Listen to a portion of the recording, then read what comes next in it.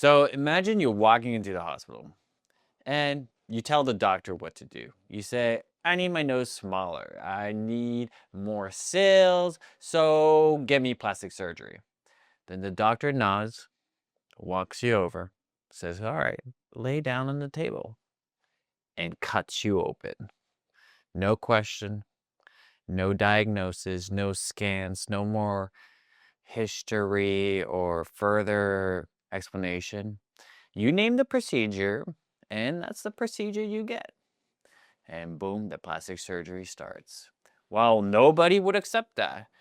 You would basically run out of the building. You would hesitate, be like, no, no, no, no.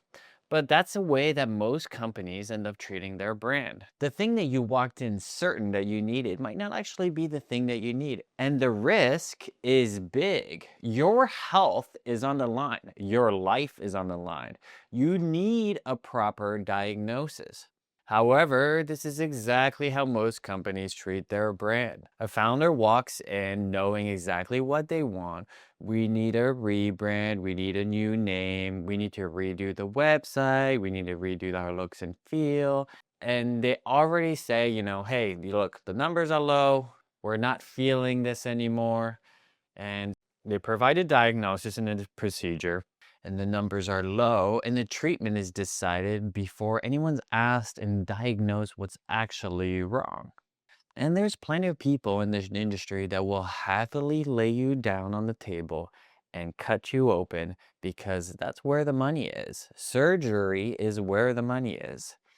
And the biggest packages gets pitched every single time, whether or not any diagnoses have actually found what the real problems are, what the real solution is. The patient's goal is to name the pain, and the doctor's goal is to name the problem, not the other way around. I'm John-Luc. Welcome to Positioning to Win. There are two types of brands, the ones that accept their positioning in the market and the ones that challenge it. And this show is for the challengers and the founders and CMOs who are responsible for making that change happen. So today we're going to talk about brand diagnosis. Let's start with the symptoms, the thing that makes you pick up the phone, the main pain point. Maybe the company has outgrown their own image. What you look like now belongs to the company that you no longer are. Maybe you know that the company should be playing at a higher level than what you're currently playing at, that you're bigger than what you present yourself to be, and you're better than what you present yourself to be. Maybe the market sees the old version and you're really actually a market leader, but nobody would see that. Or maybe nobody remembers you. You never come to mind when the moment counts, when people are in need. Maybe the numbers are simply down and nobody can agree on why. Maybe the market has moved on and you did not. Or maybe, like many of us are concerned that the market will move on and that you won't. Now, the last one is where there's panic and it's worth really slowing down. So think about alcohol for a second. Every headline for the past 3 years said the same thing. And it said that the next generation is walking away and no longer drinking alcohol. But what's often missed is that a few years ago, well, what happened? Well, an entire generation of people turned 21 inside their apartments. The bars and the nightclubs were closed down due to COVID. And the first legal drinks are moments and bars of celebrations, the rite of passage into being an adult. And those people never had the experience of having their first drink when they turned 21 at the bars or at the nightclubs. And so those habits were never really formed. Those habits were never really created. So those numbers morphed and people started seeing, oh, okay, maybe people aren't drinking alcohol anymore. So when the numbers arrive, Gallup has America drinking at its lowest levels for about 90 years. And the biggest drop of those stats is ages under 35 years old. Now, imagine you're an alcohol brand and you're seeing these stats, and this doesn't really feel like a small data point. It looks like an obituary. It looks like a death sentence. It looks like, okay, your time is up. So oftentimes the industry starts moving. Brands sold the same characters for centuries after centuries, and suddenly asking whether or not that character still has a future. And then other data points comes in and complicates the whole story. And some of it says that the participation is recovering, that people are building new habits where alcohol is coming back. And some of it says that the decline is real and it's still happening. Or some of it suggests that people just simply turned 21 in their apartments when the bars were shut and the habits were never really built. So, will the following generation continue the path? Or will the data bounce back? In this short period of time where one age group did not build the same drinking habits, is this a short term issue, a period of time where one group of people did not build the same drinking habits as the other? Will everyone bounce back? And then I'm not going to pretend that I know the answer, right? This data is still being formed and shaped, and people are building new habits every day. But there's some part of the discussion that people are missing, and that's really not so much what the product is what does it do? What does alcohol do? Alcohol does not really sell so much for the product itself. It's not really a hammer they are buying. It's a nail on the wall that's being hanged for the painting, right? And so what does alcohol do for the generation? What does alcohol do for people? Well, alcohol is a social lubricant. It provides a social format that talks to peers and to strangers, and it helps people connect with each other that they wouldn't otherwise do. And so, for many people, alcohol has historically performed a social job, and it creates a format of gathering, relaxing, talking to other people. And so the deeper need for social connection is really not disappearing regardless of whatever stats is happening, even if the product that people use to serve that function needs to change. If anything, there's more opportunities there. Somebody needs to serve this function.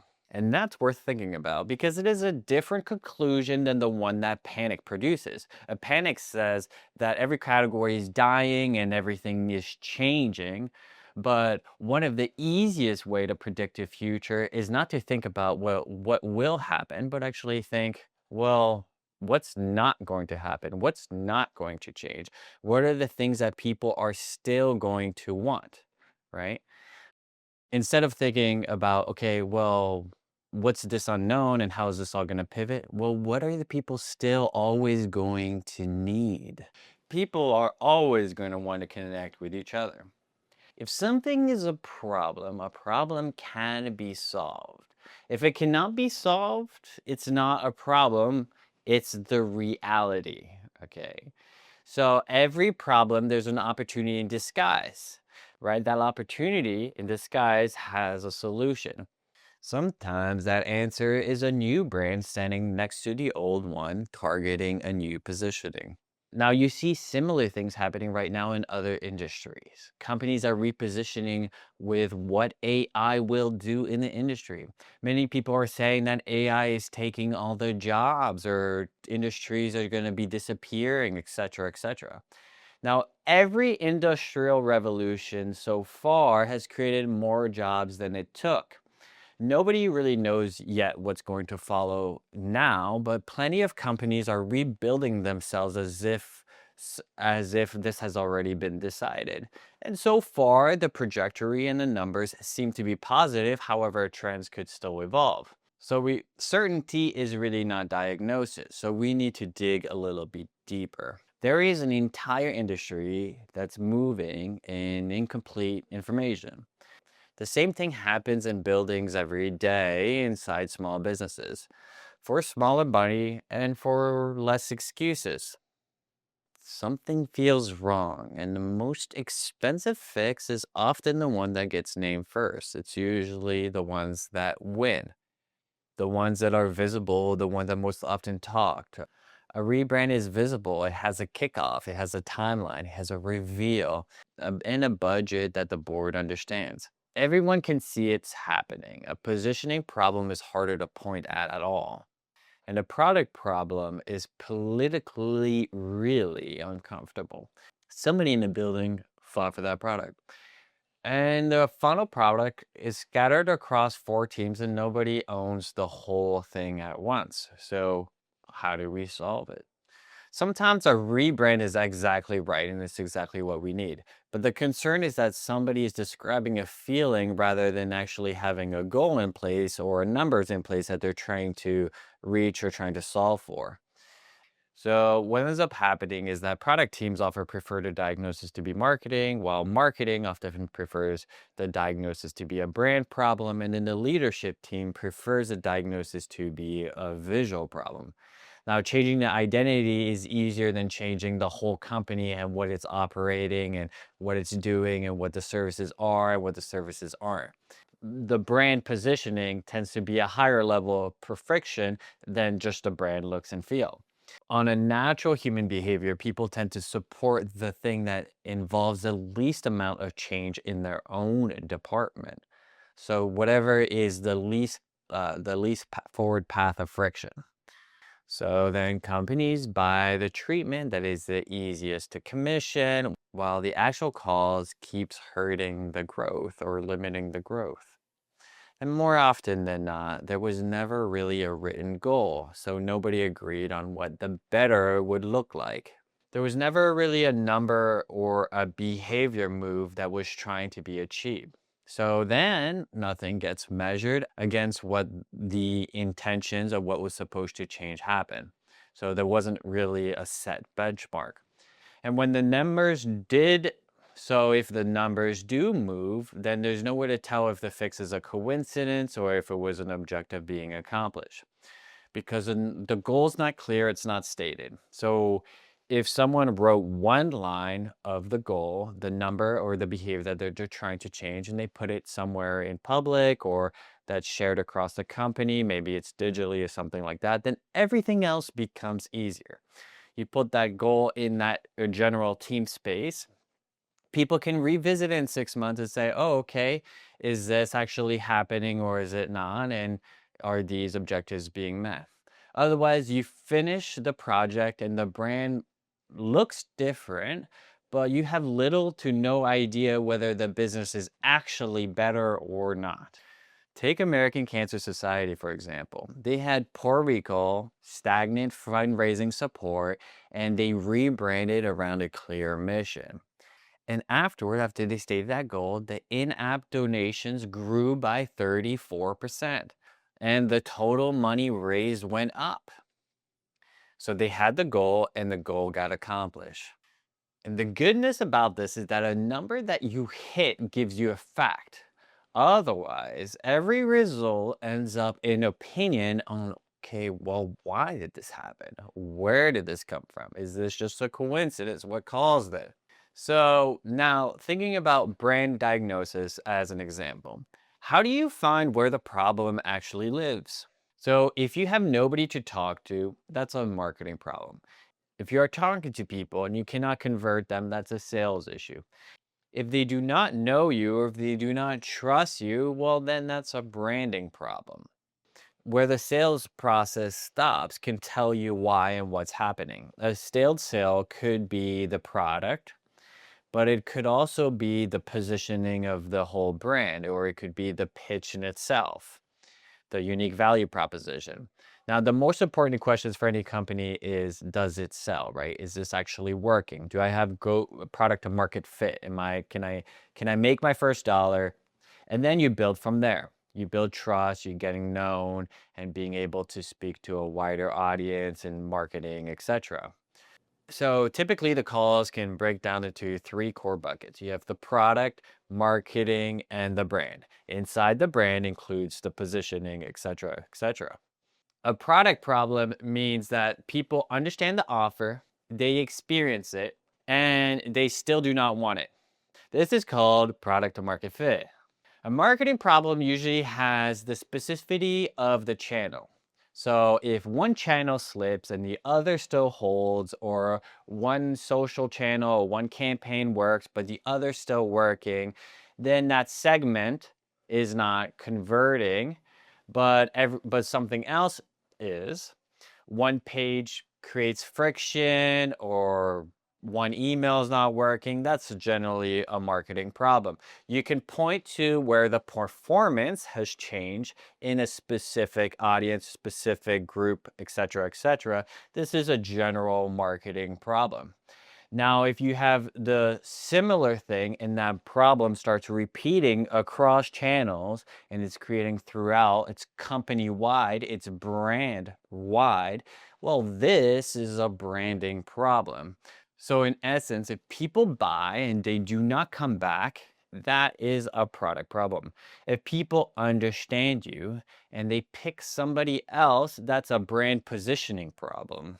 If people cannot tell what you do or understand it, that's also a branding problem. It's a branding communication problem.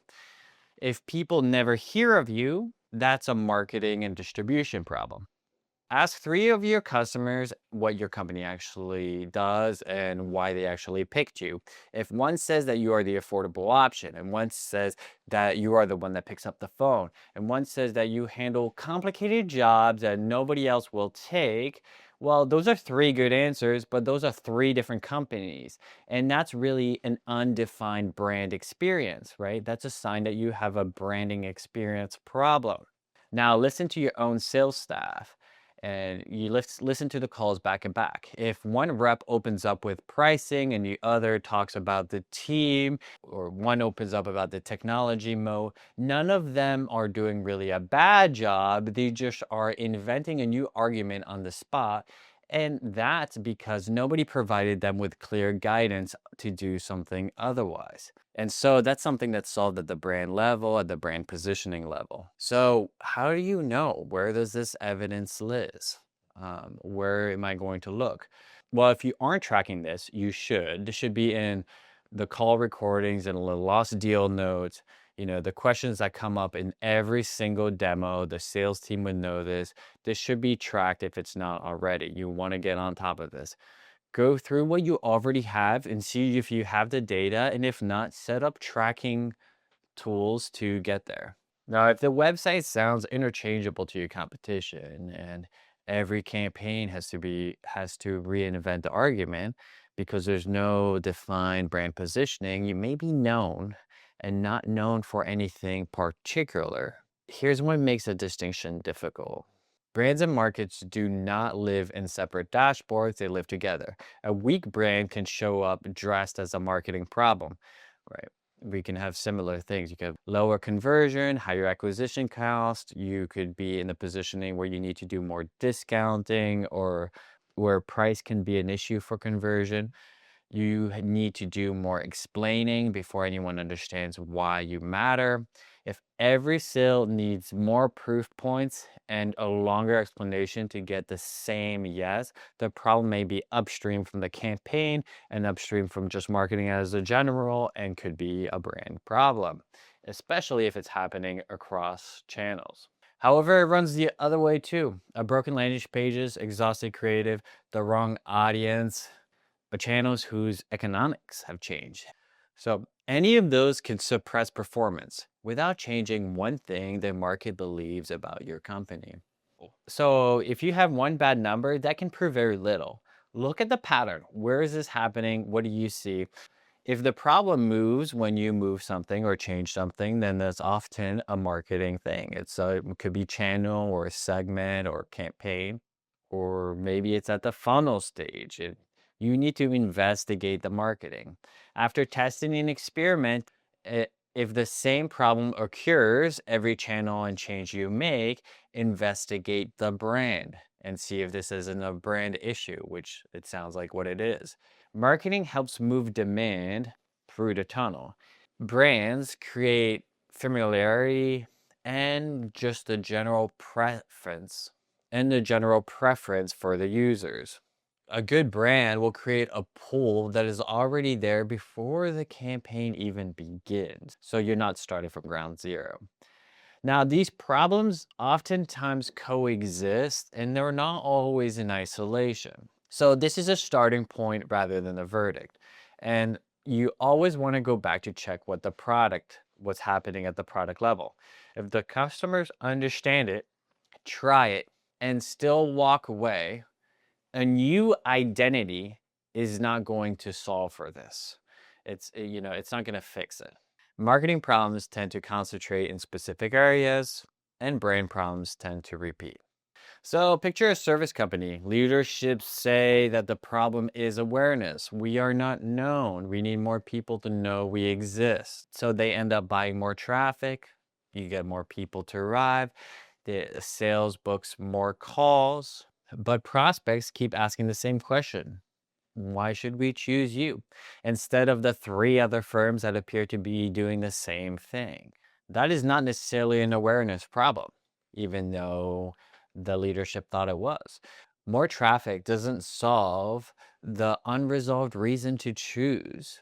It sends more people into the same confusion. The decision underneath the traffic is the thing that needs to be solved first. Now, let's say the evidence points to the brand. So the question to ask next would be, what does a company actually stand for? Whether any one of the outside of the building or outside of the company can actually perceive it. If every company develops a character through what it builds over time, who it rewards, who it refuses, what it promises, and what it actually delivers, you can use an archetype to help build that character throughout. The label matters far less than whether the coherent pattern exists and builds a whole unique brand experience overall. That character can show up in three different ways. You have express, suppressed, and distorted. So let's dive in a little bit more into that. It's super simple. Expressed is what the brand says and what the brand does when those two things match. Suppressed is when something distinctive and unique about the brand is not being expressed. The generic language that the brand is using is hiding it, right? Unique value proposition is not being showed. The clear positioning is not being showed. The brand personality is not being showed. This is being suppressed. Distorted is when the company performs a character on the outside that is different than what it supports on the inside, or its own behavior does not support the character that is being displayed on the outside. Oftentimes, you see this as an internal branding issue. You'll see employees writing bad reviews about the companies that they had in expectations when they applied to a job that didn't match the same expectation. So let's make this practical through a few examples. You decide whether the brand is expressed, suppressed, or distorted. So if a company promises speed, but the onboarding takes 3 weeks, is this expressed, suppressed, or distorted? A company is saying more than it is willing or able to deliver. Expressed, suppressed, or distorted. A company describes itself as putting people first, and its career page is full about language about trust and balance and growth and giving employees a voice. But the people write reviews and this describe burnout. There's high turnover, and the leadership punishes when people disagree with them. So the same complaints keep on showing up, right? In employee surveys, in exit interviews, in public reviews, right? You see this everywhere. Is this expressed, suppressed, or distorted? Well, both of those examples are distorted.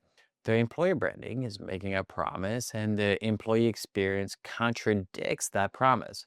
One negative review does not diagnose a whole culture, but when this same gap shows up again and again and again across reviews, retentions, feedbacks, and different leaderships, the pattern matters, and the company is teaching its own employees that the public brand is a performance and it's not real. And the careers page is public. The reviews page are public. The experience behind them is not. And that's the line. One version of this reads that you can run from the outside, and the other has to go inside the building and what's experienced internally. So now let's reverse this. A company that gives employees unusual autonomy and people stay for years, and the leadership promotes from within and shares information openly and protects the team from things that could go wrong. But the career page says, join our fast paced company of innovative problem solvers. Is this expressed, suppressed, or distorted? Well, this is suppressed, right? The culture may genuinely be distinctive. It may have more than what they're actually expressing because the language is burying the actual uniqueness and the unique value proposition. And in the same brand, it's using verbiage that everybody else is using. And finally, as the last example, a company that makes a clear promise and it consistently behaves in a way that supports that promise, and the customers describe the company the way that promise is, and it's using the same language externally and internally. Is this express, suppressed, or distorted? Well, obviously, we have an express company. We have a very healthy company there. Every touch point is being reinforced by the same expectation. Now, every company expresses a character, and few have named it, directed, or made it unmistakably theirs. So, the simplest way to analyze and to diagnose a brand is to compare what it says it does to what it actually does. What shows up in the campaigns, what shows up on the website, on social media, inside presentation, inside the company culture, inside the daily voice, does it match with what's internal, right? Does the offer and the product and the buying process match the unique brand positioning? Does the customer experience resonate with it as well? What about the employment experience? Everything that happens after the sale. If you say more than you do, you have a trust problem. If you do more than what you say, you have a visibility problem. If you say what you do, then you are expressed and you have full integration of your brand. It is at its full health level. Now you can run an outside version of this on yourself on thebrandarchetypes.com. It takes a few questions, but then you end up seeking and diving more into the deep surfaces, right? Where does a brand get expressed from? Well, you have campaigns, you have the website. The website includes the career pages. You have the daily social voice, the offer, right? That's tied to the unique value proposition. And then you have the sales and service and the experience that the customers are having. Each one of these asks three things, right? Is it expressed, suppressed, or distorted? Does it clearly express what makes the company different? Does the experience support the promise? And could a competitor say the exact same thing? So mark each surface. Is it expressed, suppressed, or distorted? The patterns matters more over time than just a single thing. If it's just a single thing that's happening, then you can address it. Now, if you're strong on the inside and you're quiet on the outside, that's a visibility problem, right? Suppression.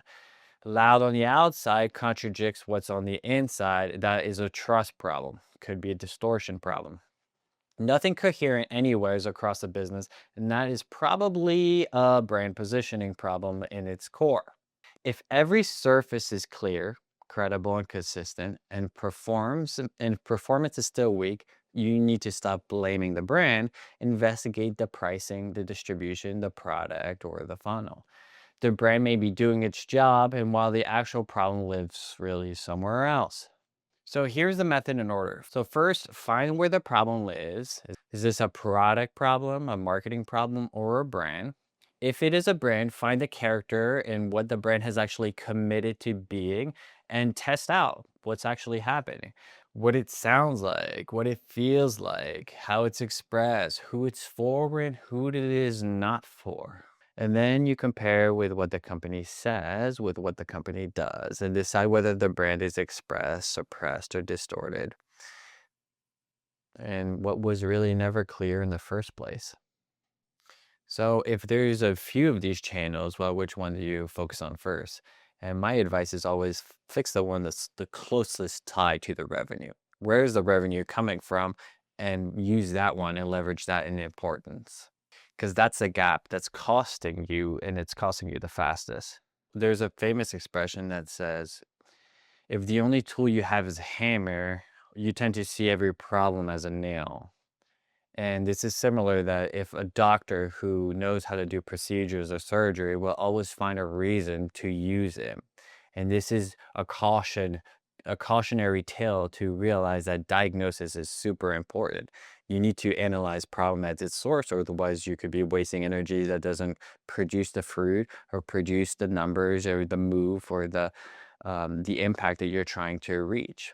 So next episode, we will be talking about what the market cannot place. We will discuss repositioning and whether or not the company should reposition and when it should reposition, and why repositioning may be the highest leverage move a brand can make, who has done it successfully, and who did not, and most of all, why. So, thanks for listening, and we'll talk soon.